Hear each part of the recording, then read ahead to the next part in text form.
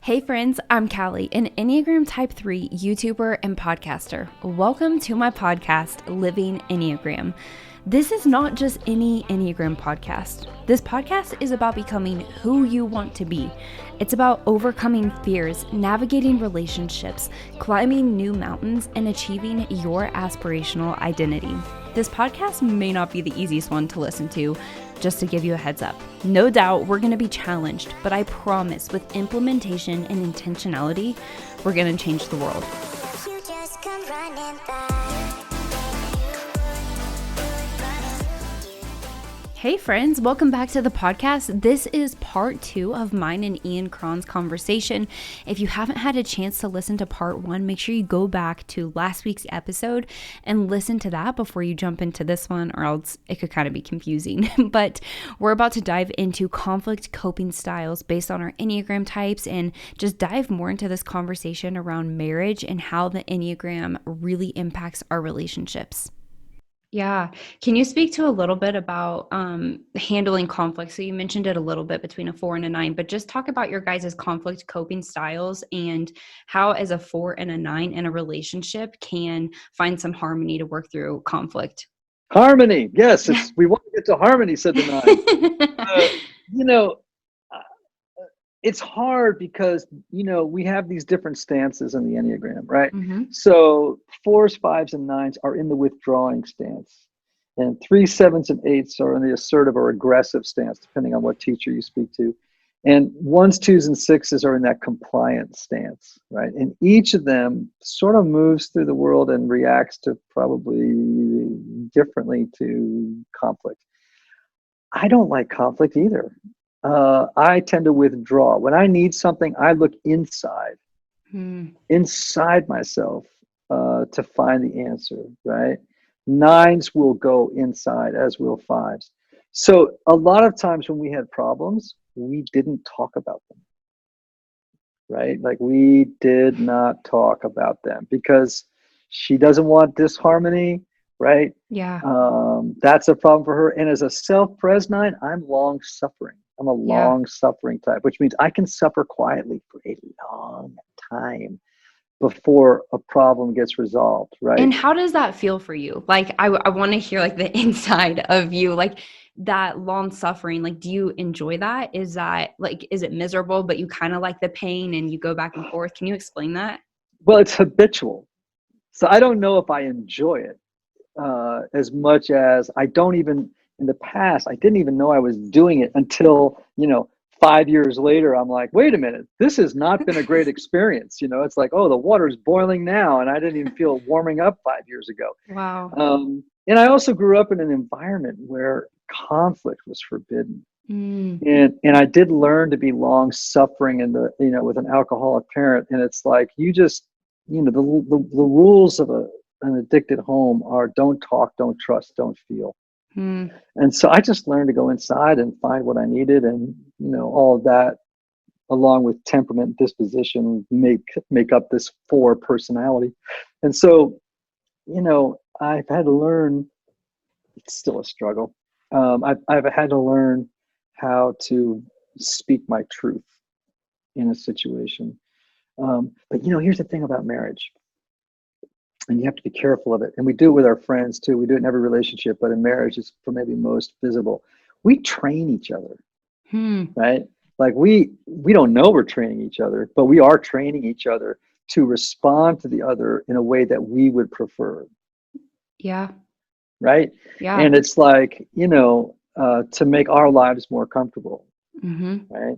And so we have to sort of go through the process of untraining. It's like my wife has trained me for many years as a 9 to not raise issues of conflict. That's what she wanted. Yeah. I taught her to do other things. You know what I mean? Right. Yeah. We do what's comfortable. Yeah. The other thing is I mentioned too, I don't know if you want to go down this road, but go down it. All right. You can edit it out if you don't, but we don't know. How old were you when you got married? 20. Well, here's the thing. We get married for a lot of reasons that we are not aware of. We choose, as I oftentimes say to people when they complain about their marriage, I'm like, Well, you got the pizza you ordered, Yeah. right? In Yeah. other words, I don't want to make this sound negative. It's just a fact, right? Yep. We have all kinds of dramas that we are trying to resolve unconsciously, and we oftentimes pick the right partner to help us resolve that drama. That's why people wake up one day and they go, "Oh my gosh, I married my mother," Wow. or "I married the opposite of my mother, trying to get away from her." Right. And it's Yes. like, and I've been trying for years to resolve these issues with my mother through my spouse Yes. or my father, or Yep. for a trauma I experienced, or whatever the case may be, Mm-hmm. or for these many different reasons I married this person. And at Yeah. that point, you have to wake up and say, do I want to be married to my vision, my idea of this person, or to the person as they are? Wow. That's So, powerful. and that's a big moment, right? When you have to say, I love you and accept you as you are, and I'm going to not waste my time and create so much suffering in you and myself trying to make you into the person I Mm. want you to be in order for my life to be better. That's so good. That is You so know? good what you just said. And okay, so I married a type 5. Kramer, my husband, is a type 5. I'm a type 3. And it's interesting that you say that about our experiences because Kramer and I have talked about this. I think I Mhm. was so attracted to him because he was emotionally steady and stable. And I grew up with a type 2 in the house, a type 4. I'm a type Right. 3. There are a lot of big emotions. And I think his steadiness at first kind of freaked me out that he like wouldn't connect with me emotionally the way I wanted him to. But then I was like attracted to it of like just how emotionally stable he was or Right. appeared to be. I've learned so much how many emotions he really has. And it's like the articulating, that's a whole nother thing. But Right. yeah, we've talked about that where it's like, I think I was attracted to him in the sense of the opposite of my upbringing because I like craved that stability, someone emotionally Hmm. stable. Hmm. And once you know that, right, you can begin to not um, see him as a way to resolve your own issues, but to accept him as the person he is, Yeah, so good. right? When And in who our and the person he's becoming. Absolutely. Our first year of marriage, I remember, so we were both 20 years old. I remember coming into our apartment. Kramer was working full time and played college basketball, and I had 2 full-time jobs and I was doing school. And we both got home like around the same time. Actually, he had been home like 30 minutes before me. I walk in from work and he's like sitting on the couch. And I remember thinking, like, why are you so lazy? Like, there's so much to do. And I like come in with my to-do list and I'm like, okay, here's all the things we need to take care of personally. And this example, he explains like in his mind, he'd always be looking at me like, why is she so crazy and like always running around trying to do things and can't just like chill in life? And I'd be looking at him thinking he was so lazy when he was low energy and just trying to recharge and trying to like take a second to breathe. And it was like a year and a half I would always be trying to like build his capacity or teach him how to be more productive and more efficient so that he could come up to my pace. And what you just said a moment ago of not changing Kramer to be like my expectation or who I think he needs to be in order to match me and vice versa. But it's like letting him be his type 5 in himself and working on himself, and him, same thing, giving me permission to be high energy, but not making him feel guilty that he's not like me and vice versa. But that was, yeah, like the beginning of our marriage, that was so confusing to both of us, where we'd always be asking the question, like, why are they not like this? Fill in the blank of whatever that personality gap was. Yeah, and it's the same thing in parenting, right? It's like you're going to learn this, right? And hopefully sooner than I did. Which is, we think as parents unconsciously that our job is to make our children facsimiles of ourselves, Mm, right? And it's like that's because you presume your way of seeing the world is normal. right. Now, if the Enneagram is right, there are 9 normals. Yep. And if you try to make your child into, a replica of you, you're going to do a lot of damage. Yeah. You'll have a kid who's, you better put money aside for therapy right now because that kid is, They're that going to kid is need going to, it. they're going to need it. They're going to have to lather, rinse, and repeat those messages Mm, over and over and over again. A parent should be, and I think a spouse should be curious more than they are, directive about who another person should become. mm, But to be just curious, like, well, who is this person flowering into? And how do I yeah. help them become the best expression of who they are in the world versus a mini me, Yeah. right? Yes. And, so we that's another gift of the Enneagram, right? Is it helps you see the world and understand the inner terrain of another human being. And also understanding, well, what's their growth path, right? Like, and so with a child, or even with your spouse, to say like, well, how do I help this person work on this? Or encourage them as they work on this, right? Absolutely. Because another thing you learn in marriage and parenting pretty fast is you can't control anybody. Yep. And you can't change anybody. You just can't, So you can direct, you can steward with children, but yeah, it goes back to what you said of like changing yourself or focusing so much just on your own life is what you really can do. Yeah, you can model that for your kids really beautifully. Absolutely. I'm not sure if you ever get this question. I get this one all the time with dating and marriage, but what type should I date or what type should I not marry?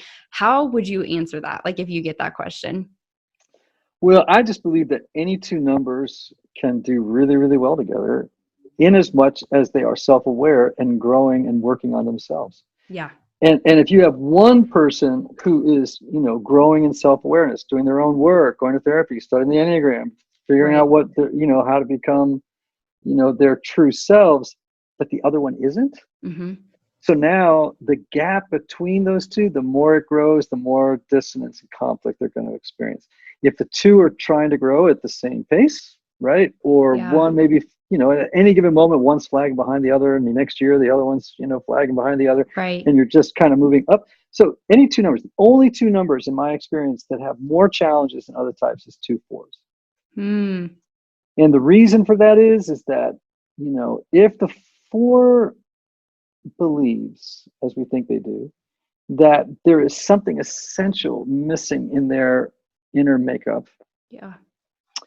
And they're always looking for someone else to complete them, right? As a result, then you have 2 people running in circles thinking that the other is withholding what the other has.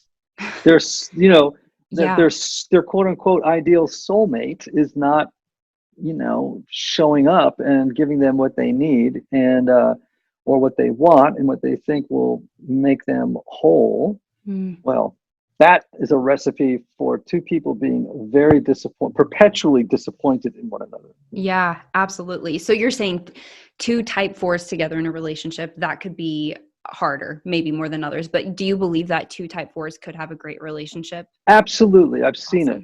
I've seen it. I've seen it many, many times. That's amazing. And it's wonderful when you do see it. But again, it's any 2 types can work. It's just a matter of how self-aware and evolved they are. Exactly. And yeah, like you said, their mindset of, are they willing to grow themselves? And if you have 2 people that are seeking growth, it can work. That's how I answer people as well. Is I've seen so many different combinations of numbers work incredibly well, and different types that people might think mesh perfectly together. It's been a hot mess because you have 2 unhealthy people in a relationship. And so, yeah, I couldn't agree more with that. What advice would you give to a couple who both of them want to grow in the Enneagram, they want to grow themselves? Where do they start with diving into the Enneagram to use that tool in their marriage? Well, I mean, the first thing I would do is probably read a book about the Enneagram. I mean, you have to start somewhere. The Road Back to You is a good one to start with. Thank you. I like The Road Back to You, if for no other reason that it's a primer, right? There's not a lot of primers out there. And as you know, lots of Enneagram books are 500 pages and they could be very, very technical. Yes. And if you're not a therapist or a coach or somebody who does this for a living, it's like super hard, right? Exactly. Goes like it's not a great place to start. You could do, there are some good Enneagram assessments out there as a starting place. I use one, I have one that I use a lot with corporate clients, but also with, lots of other people as well. That's available on my website. It's called the IEQ-9, and it's a really, it's a test that, because I'm a therapist, I really care about what we call psychometrics. And so meaning that, a test has to have a high degree of, it has to be constructed well, and it has to have a high degree of what we call validity and reliability. And as far as the test, I just think that at the present moment, that's the best one that's available. I think workshops are fantastic. Yeah. You go spend a full day workshop or a day and a half workshop. Go with if you're married, go with um, your your spouse. I think they make great premarital workshops. I Yeah. mean, my gosh, if I'd had this information when I got married, it would have saved me a lot of time. Yep. And so that, there's a lot of places that people can plug in and then choose whether or not how far down the wormhole they want to go. Absolutely. Can you speak to your course? Is it True You? That's the name of it, correct? That Yeah. Yeah. So True You is really a course for people who've already determined their type and have had yeah. some introduction to the Enneagram. And it just sort of looks at things like subtypes, for example. There's a whole Mm-hmm. section of it on subtypes. There's a section in it on wings, like realizing that there are two wings and that you have choices that you can make with wings and Mm-hmm. developing wings. So it has a lot of those kinds of components. I would recommend it for people who, already have a grasp on their type, right? Absolutely. Before they jump in, so that is a good resource for people. Yeah. Well, especially for like building off of the whole concept that you were saying, really getting to know yourself for yourself. I think that would be incredible for two individuals to do that in a marriage, just to continue to go deeper, to understand the complexity of their type rather than just like the basic knowledge of like, oh, I like people, I'm a type 2. It's like so much deeper than that. So Yes. I'm going to go off of marriage for a second because I have you sitting here. I just want to ask you this question as a type 4. So you mentioned your career path and all the different things you've been involved in. And I have found with type 4s that I work with, that is a common theme of like, what do I do with my life? They have multiple passions and they just feel confused and they try one job and then they switch. Can you speak to just you as a type 4? How have you pivoted in careers? Do you see that as a positive thing? Did you see it as a negative thing as you were like switching your career? I'd just love for you to talk to the type 4s out there who feel confused with like, what do I do with my life? Yeah, well, that's a good question. I think, well, first of all, I was older when I realized that there was this unifying theme in all of these careers. And that was a great comfort to me because I did for a Yeah. long time go, geez, what would I put on a business card? I mean, Right. they don't make business cards long enough to talk about. I mean, big enough for me to put, he's a songwriter, he's a priest, he's a Yeah. therapist, he's an author, he's a speaker, he's a spiritual director. I mean, it's like, well, pick one, would you? And I guess the thing that I woke up to one day was realizing that, as I mentioned earlier, that all of these things were in service to the same mission, Mm. right? Yeah. That was important to me. I do think that 4s get confused. One is because they tend to get lost in existential questions. And Lord knows, particularly as a younger man, I was lost in existential questions. Who am I? Which is a huge question for 4s, Yeah. as it is for 2s and 3s, right? Mm-hmm. And so the whole question of identity is a struggle for all of those types in the heart triad. I think another piece of the puzzle was, 4s are always looking for the ideal, right? Mm-hmm. This is why 4s and 1s are a little tricky with each other because, I think 4s also have the second loudest inner critic, Mm. like they have a Mm-hmm. very strong inner critic. And I oftentimes say I find myself at the low end of 1 a lot, right? Which makes Yeah. sense because when I'm in health, I go to the high side of 1. But when you can definitely roll down the candle. You know what I'm saying? Like you can, like wax, burning wax. You Yep. just kind of roll down the candle into the low side. And so there's this sort of longing and yearning and what is my role in the world and then so there's all this kind of investigating. And now as a self-pres 4 with that, that side to me, I don't just sit around imagining that. Yeah. I go get the degree. You know what I mean? Mm. Like I act, right? It's Yeah. like, oh, I think I'm gonna be a psychotherapist. And then I go to grad school, and then I go, oh, I think I'm gonna be a priest. And then I go to seminary, and then I think, well, I'd like to, be a songwriter. Of course, that was that was a natural talent and gift I had that I cultivated, and it was a very, very much in line with my sort of 4 artistic Mm-hmm. imagination. But yeah, I mean, I think for 4s,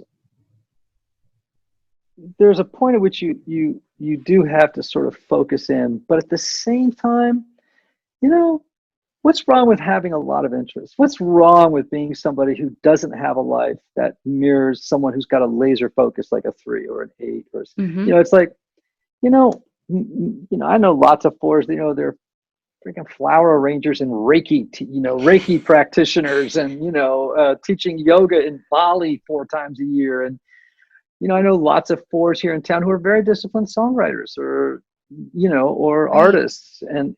But, 4s are tricky, man. They're complicated squirrels, and, what they do have to do is, once they get a vision for the next great song or the next great film they want to make or whatever, that they don't just sit around a coffee shop thinking about it, but that they actually get off their butt and execute on it, like on the high side of 1, like get down to work and, Right. and finish it, Right.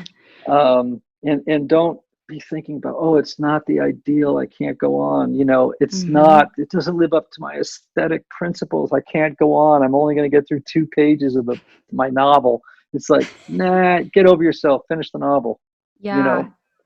Being So a I could go on for this, self-preservation 4 that's able to take more action, like you said, you wanted your master's degree, so you went and did it. How would you encourage a 4 who just feels so weighed down by a lack of motivation? If they don't feel like doing it, they just don't feel motivated, or they're kind of paralyzed in that ideal that you're saying, like, what can they do to get themselves to take action when they just feel like it's impossible? well,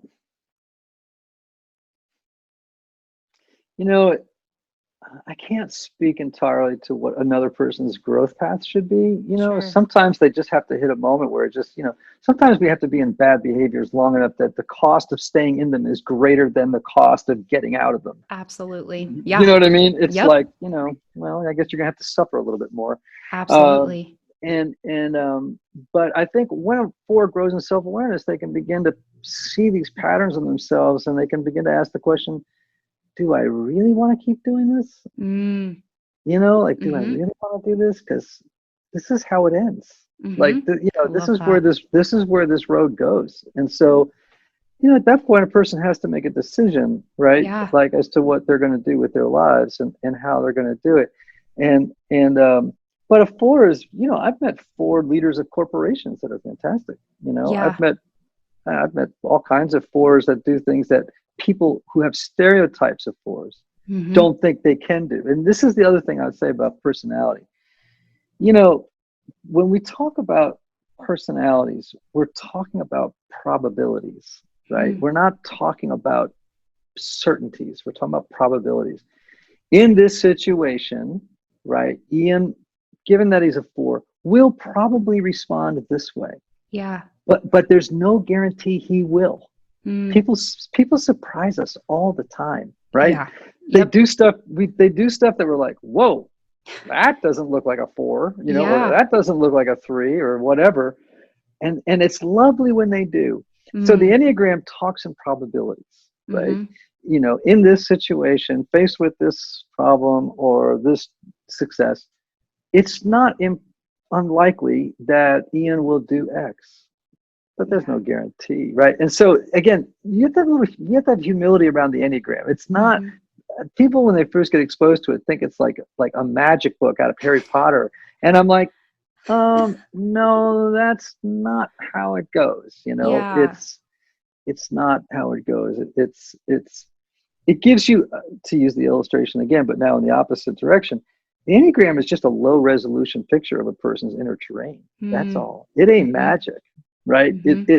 But if it gives you 10% more clarity, holy smoke, that's an evolutionary leap forward. Absolutely. Like that's a huge jump forward in terms of advantage, right? In relationships or the way that you move through the world, right? Yeah. At least you have a model you can work with. Yeah. I think as humans, like, we desire to have, well, maybe it's dependent on personalities, but like this roadmap of like, tell me exactly what to do, like what job I should have, how I should feel, what's happening inside of me, or how do I get rid of this anxiety? And it's like, maybe you need that anxiety to work through the thing you're working through. Maybe you need to, like you were saying, go through something traumatic and be in that low spot so that you can get out of it. I know you've worked with Ramsey Solutions. I had the privilege to talk with Rachel a few weeks ago, and she was talking about the concept of like, when you get out of debt, like people have to hit a point where like they're angry enough at their own finances to make a change, because you're not going to make a change if you don't care to make a change in your own life. And yeah, we all have to hit that point personally of like, okay, who am I? Do I want to grow? Do I like the way I'm living and the result that this is going to get? And we have to come to that for ourselves. And I think it's easy, even people wanting to like hire me as a coach. It's like, I can't fix your life. I can ask you questions and do my best to lead you to answers within yourself. But there's a point where I and my clients and you as Ian and our marriages, all of us have to decide, yeah, this is the action I want to take, and this is the path I want to go down. So, Yeah. I've been in a 12-step program for years for people who are in recovery from drug and alcohol addiction. And my sponsor often likes to say to me, "Oh, you don't like the road you're on? Well, you paved the asphalt." You know what I mean? love Like, that. you paved it. So, Right. at some point, and that's a simplistic thing, right? Because there are lots of things that go into a person's journey besides their own volition. However, Sure. you have this moment where it's like, we all have different, hitting our own bottoms, Mm, and deciding, well, what do I want to do? yeah, And sometimes people got to hit a few of them before they finally move and make a absolutely. change. Yeah.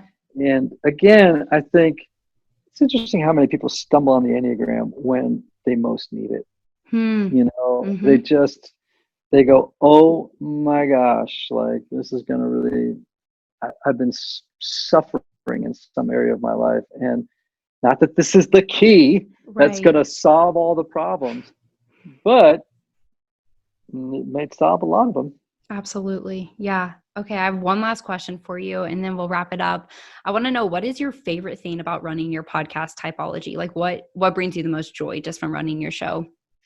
I am insanely curious about people. I genuinely am curious about their inner world and the inner workings of their personality and of their souls. It's Mm, not just personalities. I'm interested in human souls, yeah. which implies that I'm interested in these larger existential questions that people have to wrestle with. I want to know what people do with their suffering. Yeah. It's a very foolish thing to say, but I really do. I'm very curious. Like, well, how have you dealt with suffering in your life? Right. How have you been able to rise above it? That's Mm, that's why I wrote a memoir. It's fascinating to me. Like, how did you deal with it? yeah. Because we're all trying to figure that out. I also love it because I don't have to sit there and describe types. I get to have people on the show who tell me what it's like to be their types. Yeah. And I also love, you know I love good questions. And sometimes I ask them, sometimes I don't. But there's a really, really great moment when you ask a good question and you see the light go on in another person's eyes, Mm, or you see fear cross their face, or wow. and I'm as a therapist and as a priest, I'm not really scared to lean into those moments. Yeah. And as a four, right? I'm not Right. afraid to go, oh, let's go there. Yeah. Like let's really lean into that. So I might say to somebody, wow, as I asked that question, I just noticed a profound sadness moved across your eyes. And I'm wondering what that was. And you'll see that person kind of like ask themselves, do I do this? Do I tell him? And Right. and because we aspire to create a really safe container for people, I think oftentimes, more often than not, they do tell me what's happening for them in the moment, right? Yeah. And those are magic. So, Absolutely. I think that's what makes your show so fun to listen to, is because you are curious about people and you can hear that in the questions you ask. Or I love like when people come into certain episodes thinking they're a type and you're like, I'm not going to say you're not this type, but maybe here's some other things to oh, dive into. It's so fascinating. I've had more people come on my show that thought they were X, and then I'm listening to them, and I'm about 15 minutes in the conversation. I'm going, I, I don't know if these people are answering this question. They say they're a seven, but man, they sure are talking like they're a three. It happened Yeah. the other day on a show. I mean, it was like, listen to this guy, and I'm like, he sounds like a textbook one, Wow. and he's telling me he's an eight. Um, but I don't. And so at that point, oftentimes, I used to be worried and think, oh, I got to scrap this interview because it's like, and I'm like, no, no, no, no. This is Those are actually gold. it's kind of gold because it's like, it gives me a chance to actually for the audience. And also, by the way, there's a lot of people in the audience who are thinking the same thing as they're listening. Exactly. Yep. Right. And then they're like, oh crap, is that not my type either? Or they're thinking, does Ian really know the Enneagram? Because he's actually going along with this guy, and I'm more likely to say, I hope to model for people listening, like, don't ever tell somebody they're not the type they report, but to even just be curious and say, gee, I wonder if it'd be worthwhile reading something about threes or ones or twos, because man, you have a lot of those features. Or I wonder if it would be worthwhile reading about your subtypes or this subtype of a number. I just did an episode with Beatrice Chestnut on ones and twos, and we're coming up on doing sixes and nines. In part because it's hard to get those people on my show. Yeah. Those types. And the really fun thing is we went through all 27 subtypes together and talked about how each subtypes get mistyped. Right. So like there is a 2, if you can believe it, that often gets mistyped with an 8. Wow. And people are like, what? A 2 could look like an 8? Oh yeah, totally. And that's why those subtypes are so important, because a lot of times a person will come and going, I'm an 8. And I'm like, nah, you sound like this subtype of the 2. And they'll be like, what? And it's, so anyway, it gives birth to really interesting insights, I think. Yeah. Well, for all my listeners, like you guys have heard me mention typology, but if you haven't subscribed and listened to Ian's podcast, go check out typology. It is so insightful. I love tuning in every single week. It's so helpful just as I'm growing as a teacher and in my own journey, listening to other 3 interviews. It's just so fascinating listening to other people's stories. So Ian, thank you so much for being on the podcast and just sharing your wisdom and insight. I literally could talk to you for hours, but I just appreciate it and hearing your 4 perspective and also the story of your marriage. My pleasure. Thanks for having me on. Absolutely. Well, friends, there you have it. Thank you so much for listening to this interview between Ian and I. And I hope that this encourages you, challenges you, and just empowers you around relationships, encouraging you that you can experience growth and freedom. Even if you're in a rough patch right now, the more you continue to understand yourself, the more you can improve the relationships in your life. If you enjoyed this content, make sure you head over to my YouTube channel, which can be found at Callie Ammons on YouTube, and subscribe over there because I have content like this that comes out every single week where we're talking about the Enneagram, but more importantly, we're talking about life. I'm putting out content that's helping you draw closer to Jesus, understand yourself, and become the person you were created to be. Thank you so much for hanging out with me, and I will see you all next week.